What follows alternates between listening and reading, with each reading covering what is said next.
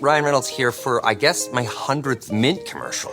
No, don't. No. I mean, honestly, when I started this, I thought I only have to do like 4 of these. I mean, it's unlimited premium wireless for $15 a month. How are there still people paying 2 or 3 times that much? I'm sorry, I shouldn't be victim blaming here. Give it a try at mintmobile.com/save. Whenever you're ready. $45 upfront payment equivalent to $15 per month. New customers on first 3-month plan only. Taxes and fees extra. Speed slower above 40 gigabytes. See details. Earning your degree online doesn't mean you have to go about it alone. At Capella University, we're here to support you when you're ready. From enrollment counselors who get to know you and your goals, to academic coaches who can help you form a plan to stay on track. We care about your success and are dedicated to helping you pursue your goals. Going back to school is a big step, but having support at every step of your academic journey can make a big difference. Imagine your future differently at capella.edu. The Agile brand.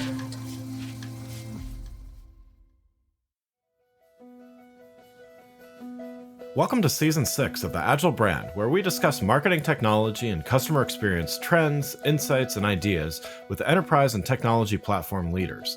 We focus on the people, processes, data, and platforms that make brands successful, scalable, customer-focused, and sustainable. This is what makes an Agile brand. I'm your host, Greg Kihlstrom, advising Fortune 1000 brands on MarTech, marketing operations, and CX, best-selling author and speaker. The Agile Brand Podcast is brought to you by TEKsystems, an industry leader in full-stack technology services, talent services, and real-world application. For more information, go to teksystems.com. Now let's get on to the show. Today we're exploring patient experience and privacy in healthcare with Tracey Schroeder, Chief Communications and External Affairs Officer at Inova Health, Northern Virginia's leading nonprofit healthcare provider. Tracey brings a unique perspective from her transition from the hospitality industry with a role as Vice President and Global Head of Consumer PR at Marriott International to healthcare with her current role at Inova. Tracey, welcome to the show. Thank you so much for having me. I'm looking forward to our discussion. Yeah, looking forward to this. Why don't we get started with you giving a little background on yourself and, talk a little bit about your journey from hospitality to healthcare. Yes, thanks. Well, so I came into healthcare just about 4 years ago. And at the time, as I was sort of, after 20 plus years of sort of working in corporate America, I was considering my next move. And I felt really compelled to work in an industry that had made a meaningful impact. And so I was talking with Inova and, not only was the job really attractive, but the culture of this organization felt really authentic, and that the mission that everyone was sort of centered on, and even today, 4 years in, I would say it still is such a centering part of our culture and the work that we do every day.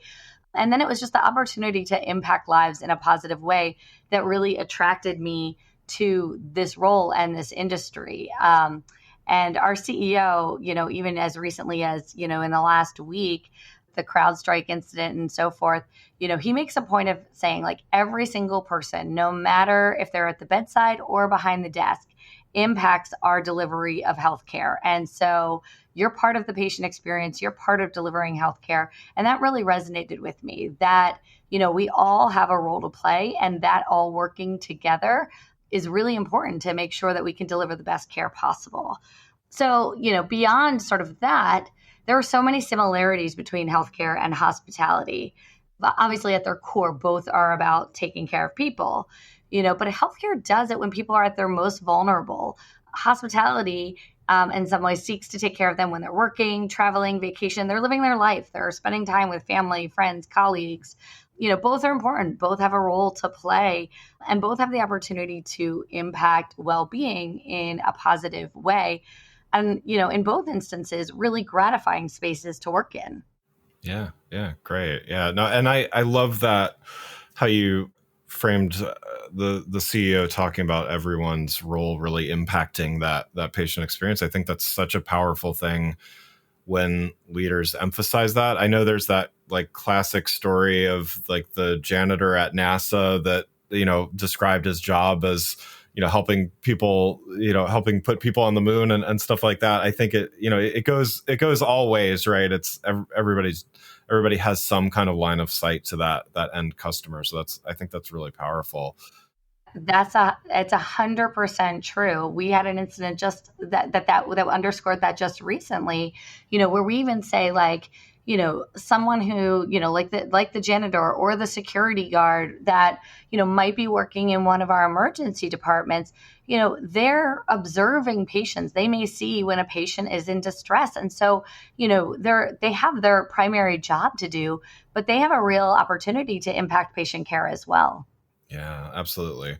Well, let's dive in here. We're going to talk about a few things today. I wanted to start with this idea and this concept of balancing patient experience with privacy. So lots of changes for those in the healthcare industry, very familiar with things like HIPAA and other things. Those outside of the industry, certainly there's a lot of talk about consumer data privacy and other things in all industries. But, healthcare in particular, definitely lots of fast-moving changes, and as I mentioned, some recent updates to HIPAA and other privacy regulations.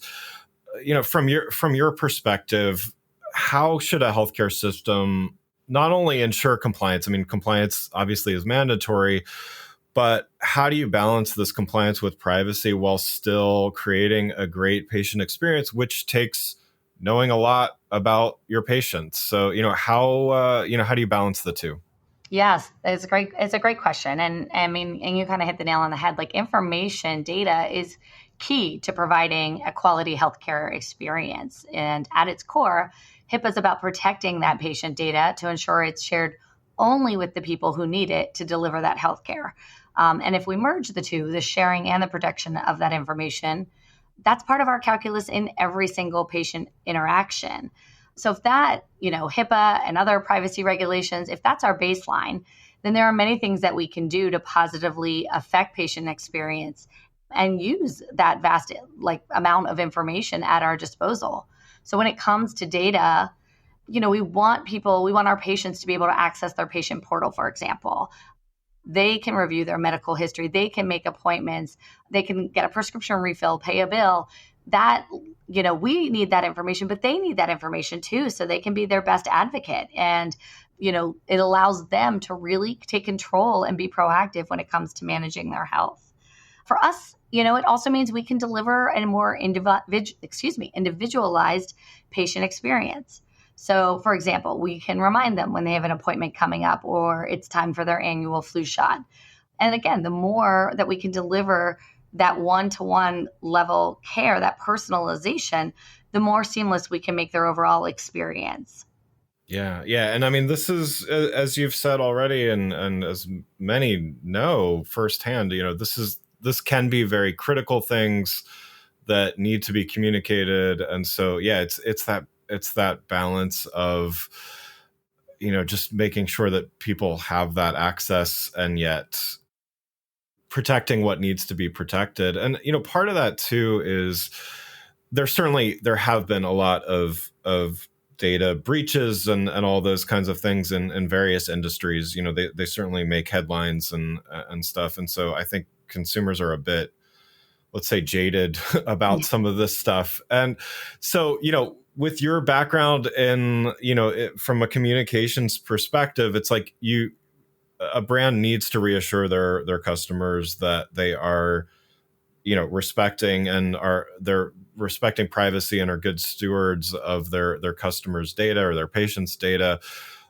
But there also has to be some realism in all of this. What do you see as the balance between talking about respecting privacy and all of this and the actions? So, consumers are not only confident, but it feels authentic to that end consumer. Yeah. And so I was thinking a lot about this, and what's great about healthcare is that our patients trust us with the most intimate information, about themselves, about their bodies, and by doing so, that allows us to deliver the best healthcare we can. So we don't take that trust lightly. But then the other side of that is it's a highly regulated industry, as you mentioned. So there's already an understanding of the privacy that comes with that. Every patient's aware of our privacy practices. We have notices at our clinics and our hospitals. We have notices on our websites. So having said that, I actually don't feel an imperative to talk about privacy very often because I think it's already a consumer expectation when it comes to healthcare, and it's ingrained in every consumer and every team member. And it should be, to be truthful. Yeah. So once that baseline is established, it in a lot of ways frees me up to focus more on the patient experience and focus on talking and communicating what consumers can expect around that. That's where we can define our brand, drive preference, and make sure our patients are continuing to come to us for care. We do, like I said, we don't take that trust lightly. And because it's such a regulated industry, I think it's well known that, that privacy is a huge component of what we do. And so it kind of gives me permission to not have to talk about it. Yeah, that makes sense. Well, and that kind of leads to the next topic I wanted to talk about, which is just you have a background in a few industries. So, you come from directly from hospitality, where you're at Marriott International, now in the healthcare industry. I wanted to talk a little bit about similarities as well as differences between the two. So, maybe we could start with that, or, what do you see as some of the key differences between these two industries? Yeah, that's great. So to start with similarities in both industries, I think you can say at a very high level that the primary focus is on providing exceptional service, a defined customer experience, if you will. I think where healthcare is increasingly getting more savvy and taking cues from hospitality and other consumer-focused industries is that the patient experience is not just when you're in our building. It's not just when you're receiving our care.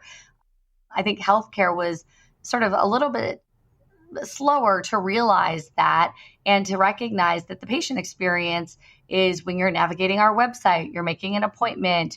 It's the wayfinding and the ease at which you can find the place you need to go for your appointment. It's how easy do we make it for you to pay your bill or ask a follow-up question to your provider. All of those things are part of the patient experience. And increasingly, I'm seeing healthcare is focusing on that more and more, which they should be, which is the right thing to do. There's an appreciation that consumer expectations have changed, and if healthcare doesn't kind of catch up to that and start, considering that as well and making that, making changes based on that, you'll lose relevance and certainly lose customer loyalty. And so, if our objective is to, maintain both of those things, then we have to adopt that consumer thinking, as we've seen happen in so many other industries. Yeah, I know. I often talk about this when I'm talking about like B2B marketing. It's kind of been a little behind the curve in some ways, but I think recently, we're all B2B customers, are consumers in their, real lives outside of work and stuff. And I feel similar enough in various industries, but, speaking specifically about healthcare, healthcare patients are consumers in the rest of their lives when they're not dealing with healthcare issues or things like that. And so there's this expectation to your point, that they're going to have the same level of service and same customer experience, whatever they're doing, whatever the challenge they're trying to solve. Do you think that, I mean, it sounds like there's sort of an implicit mandate, so to speak, in healthcare to whether it's to catch up or keep up. Do you think that healthcare is keeping up or catching up, or does it still have a little ways to go compared to some other industries like hospitality or others? I mean, I think both. Yeah. So I think in many cases, healthcare is getting caught up. There are, at Inova specifically, I know we have a lot of initiatives that are putting the customer at the center, focused on really, enabling greater access, delivering seamless care, reducing points of friction, all things that we were talking about in consumer industries 5 and 10 years ago. And so, I think healthcare was behind. I think there's a lot of effort to get caught up. And I also think it's not changing. The consumer industries are not sort of resting on their laurels. Like, they're not stopping where they're at. And so, in some ways, I think it's about figuring out what innovation is right for your company, your industry, what's going to help you make the most significant impact on your patient experience or your customer experience, and investing in those areas, because you can't do everything at once. And so you really have to consider what is going to have the biggest payoff. And for us, it's not just, it's about our customers. It's also about our team members. How can we be innovating to ensure that our team members can have the best experience in delivering that care as well? And so, we sort of look at it from both sides of that coin. And that's how we decide sort of, what we want to prioritize and where we want to spend our time. As a B2B marketer, you know how noisy the ad space can be. If your message isn't targeted to the right audience, it just disappears into the noise. With LinkedIn ads, you can precisely reach the professionals who are more likely to find your ad relevant. With LinkedIn's targeting capabilities, you can reach them by job title, industry, company, and more. Stand out with LinkedIn ads and start converting your B2B audience into high-quality leads today.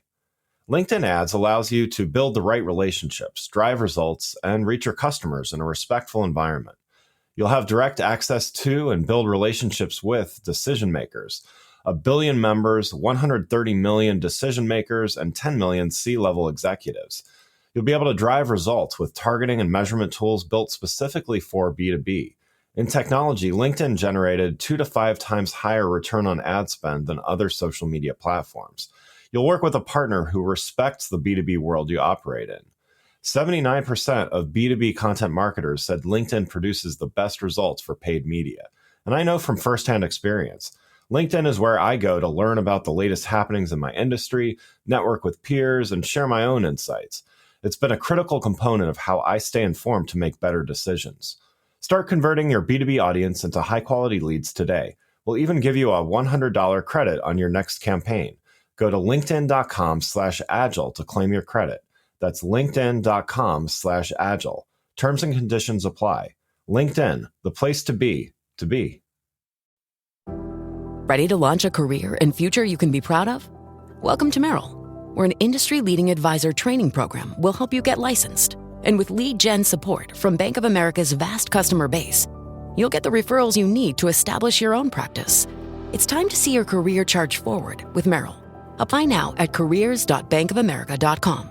Copyright 2024 Bank of America Corporation.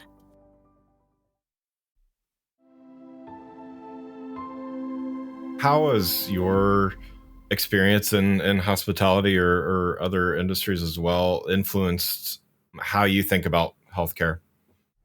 So in hospitality, we focused a lot on customer loyalty. That was a big initiative. I was part of the team that launched Marriott Bonvoy.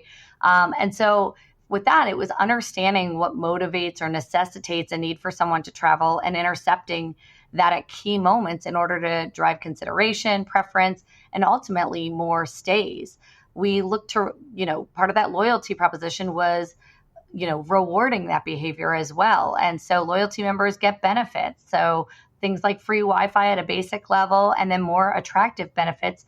The more often they stay, the more points they have, the deeper their loyalty is. So there was a real movement, 5 or so years ago towards experience platforms where we could really deliver these once in a lifetime experiences to loyalty members and really, reward that loyalty. We often talked about, that business traveler, that road warrior, who might spend 200 nights a year on the road staying at, a mid-level hotel. Well, then it was, we wanted to make sure that they had the option to, cash in those points to, take a vacation at a luxury property if that was what interested them, and so really trying to make sure those benefits could be really specific and customized to the loyalty member, to the traveler, and sort of what they would find valuable in a particular moment.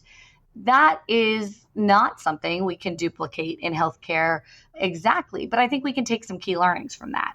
Yeah. So, for example, how we retain and leverage customer preferences. Our clinicians really try to understand what matters most to a patient so they can help address or remove any obstacles that might be standing in the way of the patient being able to focus fully on their care. And so if there's an opportunity for us to take away a point of stress so that that patient can focus fully on getting better, we want to do that. And that is something that, can drive loyalty. Another option another learning is giving them options. A traveler might prefer, like I was saying before, that mid-tier hotel for business, but they want to splurge on something like an experience or a luxury property when they're with their friends and family. And they should get that choice. And in healthcare, I think we need to look at what choices can be meaningful to our customers, our patients, and, whether that be appointment times, like happening in the evenings or the weekends, or communication via a chat instead of having to pick up the phone. And so, high level, yes, we can sort of adopt learnings from the loyalty value proposition, even if it's not sort of a one-to-one comparison. I think the really awesome thing in healthcare is at the end of the day, we're improving someone's life. We're helping them get back on their feet, get back to living, get back to feeling good. And what we find is our patients are incredibly grateful. And that is what drives loyalty. It isn't transactional in healthcare. In fact, it can be quite transformational. Yeah, absolutely. Well, speaking as a Titanium Bonvoy member, I do thank you for for the perks that you mentioned, but totally agree with you. And so not all leaders have the I think it's an advantage and a benefit to have diversity and experience and industry experience and stuff like that. Not all leaders necessarily have that, but they can still leverage insights and strategies from other industries. How do you suggest they do that? Again, somebody in healthcare, 10, 20, 30 years, they certainly know an industry deeply, but how would you recommend that other leaders kind of look to other industries and take the right lessons? Yeah, I think every marketer in particular looks around to see what's happening, and every professional to see what's happening that might be innovative in their own industry, but also what other verticals have effectively solved an issue or situation that they may be dealing with, and taking inspiration from that and adopting it to your own situation, I think is a really effective and at times can be efficient way to solve a problem or address something. One thing I love about healthcare that was sort of unique and not something I experienced in any of the industries I worked in before is that it's really a collaborative field.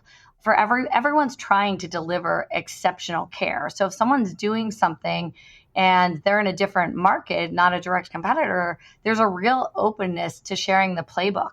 That wasn't something I ever saw before. You kind of had those strict walls up from one competitor to another. And so that's a really interesting thing about healthcare. And I think it can be inspiring. And it's a awesome way to learn from your peers, but also sort of, change the consumer expectation of what they can expect from healthcare. When I look at, my background coming from consumers, I also have seen how consumer insights can be leveraged in really effective ways. And so, for example, one thing that has always stuck out with me is the Starbucks splash sticks. So, the little green sticks you put in so it doesn't spill. And these were introduced in my Starbucks Idea blog post back in 2008 and came, I think, from consumers sharing that, a solution was needed for their coffee spilling or splashing around. And, I think they came up with ideas and ultimately, Starbucks took a cue from that and developed the splash stick. And so I think that's an awesome example of, looking to see how other industries pay attention to what their customers are saying, in our case, pay attention to what our patients are saying, because they'll tell you what the points of friction are, and they'll tell you, how you can help solve that. And they may even have the idea. So I think that's a really great way to kind of look across the various industries and also, pay, the answer in some cases might be right with the customers that you're already serving. Yeah, absolutely.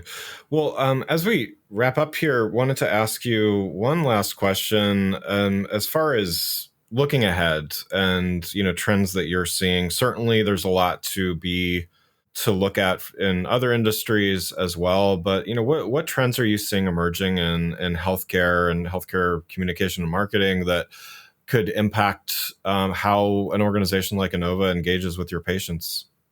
Yes, and healthcare is, if you look at all the headlines there's a lot of change right now. Yeah. It's an evolving industry, and everything from workforce shortages, new market entrants, creating competition, margin improvement pressures, and capacity constraints. Demand is very high, particularly in our market right now. And so for us, this oftentimes means rethinking our referrals and access, our interactions with patients. So, for example, many health systems will already text you, and we do this as well. We will text you a reminder that you have an appointment coming up. But as a patient, I might want to be able to respond to that text message and say, hey, I'm running 10 minutes late. Are you still going to be able to see me? And have somebody on the other side that can say, well, we can shorten your appointment by 10 minutes, or we can reschedule you for tomorrow at this time. What do you prefer? And right now, we're not able to really have that back and forth, but I think that's the level of personalization that's going to become the expectation. And we'll need to move in that direction to be able to provide that on a one-to-one level. Similarly, I think patient education is another opportunity where communications will need to play a role, particularly as it relates to how we're delivering care. So, for example, we used to, most surgeries used to be, you'd be in the hospital for a couple of days. That's not the case with many surgeries anymore. A lot of times they're happening in outpatient settings. And so, what we're doing is shifting to leveraging virtual modalities. We're using remote monitoring. And we're still, you still get calls from your care team checking in on you. But this also might mean that we have to get creative with home health options and think about how we expand that in the years ahead. So really, getting creative when it comes to the continuum of care, and how we, adjust consumer expectations to that, educate them on those changes, and really make sure they get comfortable with them will be critical. Yeah. Well, Tracey, thanks so much for joining today. As kind of closing out here, what's your advice for healthcare leaders that like what they're hearing here, but want to prepare for some of these things that you're outlining? Sure. Well, first, thank you. Thank you for the opportunity to sit down and talk with you today. Yeah. It is a great time to work in healthcare. It's a really awesome industry to work in. And like I said at the beginning, we have an opportunity to impact lives every single day. And that's a really gratifying space to work in. And it's rewarding to think about how we can continue to innovate on behalf of our patients and our team members. And as the saying goes, the only thing that's constant is change. And so it's imperative, to answer your question, it's imperative for leaders to stay flexible and nimble and agile, as your podcast is aptly named.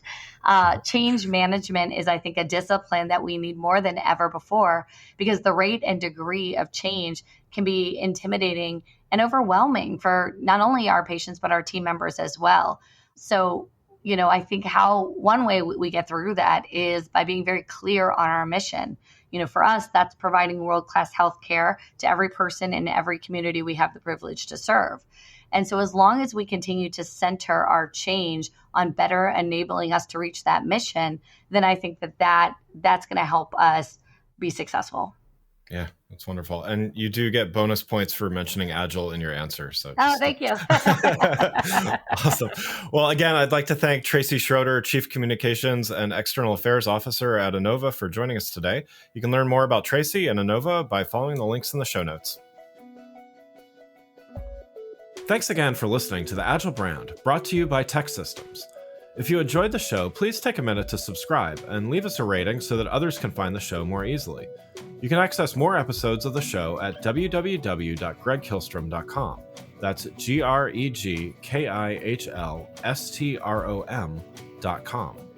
While you're there, check out my series of best-selling Agile Brand guides covering a wide variety of marketing technology topics, or you can search for Greg Kihlstrom on Amazon.